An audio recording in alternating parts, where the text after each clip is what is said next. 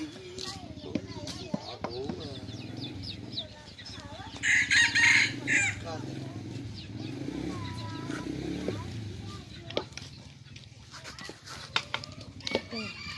mẹ nó chỉ mất qua các tuổi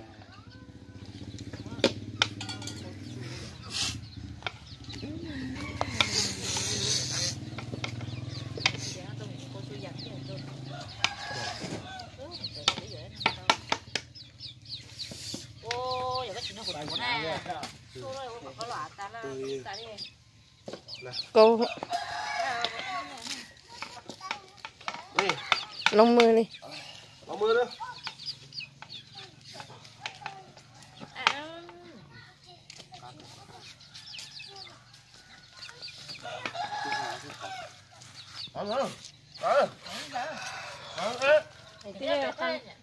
con không lùn nó được chưa? Đó được.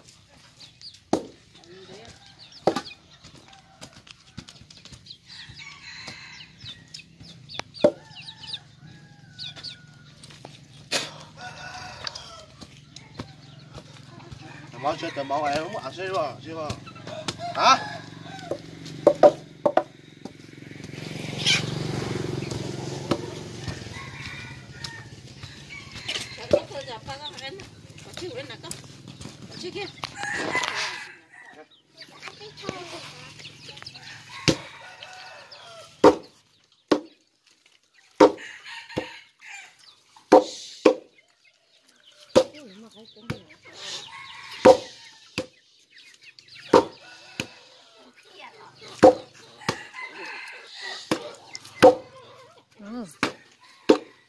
dạ ngon mỗi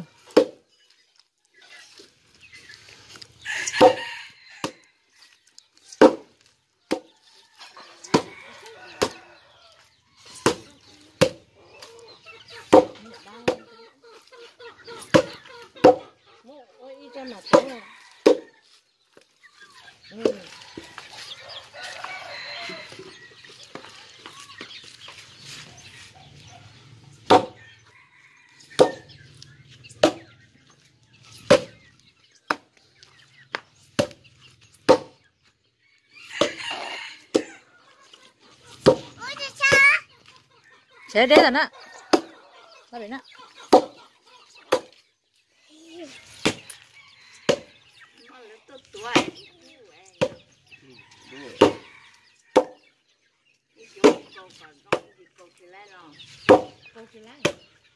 ôi nó tiên đâu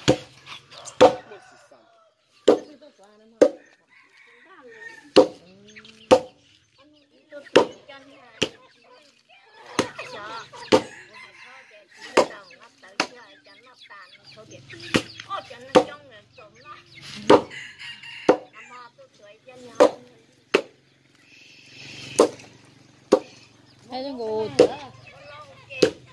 ta ngồi chỉ thua lưỡi hỏng nha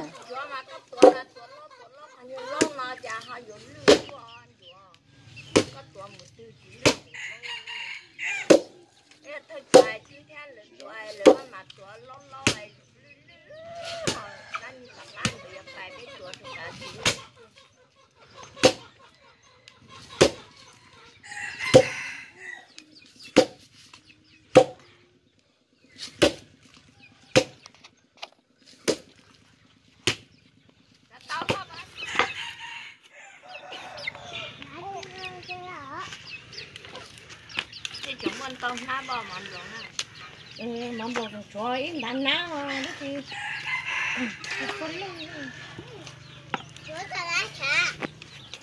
kiếm bò kiếm nè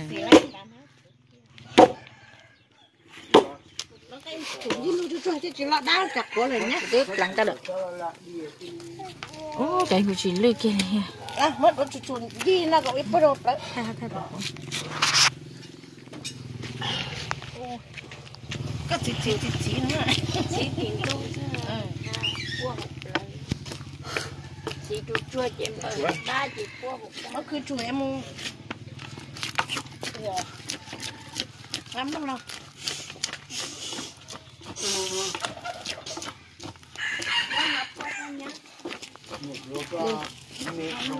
chuyên mà Là. em thăm rồi mặt búa chỉ lấy tròn nó mà nhẹ chưa nè đâu tốn nó cũng không mẹ nhà thôi thì nó là cái số Lọp quá. nha đúng rồi mẹ còn chứ không là tàn hết đi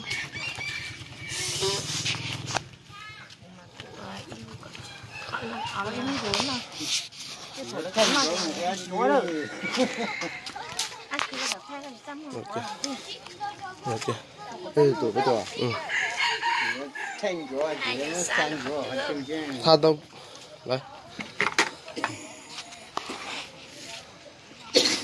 cái gọi nó từ bé phố tới bà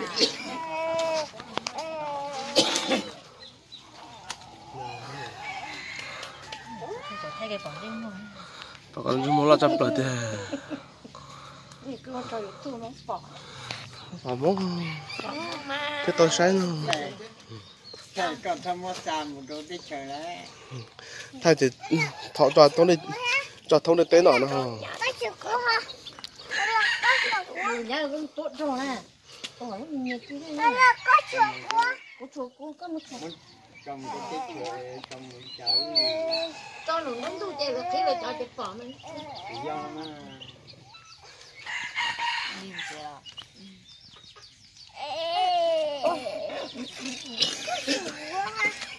Đi chơi chưa? Nó lái đó, tuổi gì? cái là bu rồi. Không có bọc con thế nào? bố theo tới thì nó tới cho thọ chị mua luôn đã cho cái số dân nhiều cái không có cái gì đi thọ đi tu được ra chứ hay thì chỉ để cho cái cần giờ sẽ cũng mất tao không đó nó ấy thì phải thôi thế giờ tôi chơi rồi lấy cổ tụi nó ăn chi lấy cổ tụi nó ăn啥trong này là dù tôi nó mua học tôi nó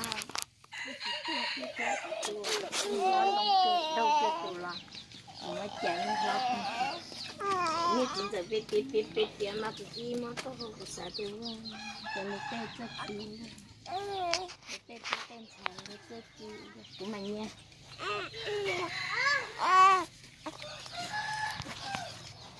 chị giữa tên mua là con mua con rồi khi chỗ ít qua lá xí chị cho nên là chị ta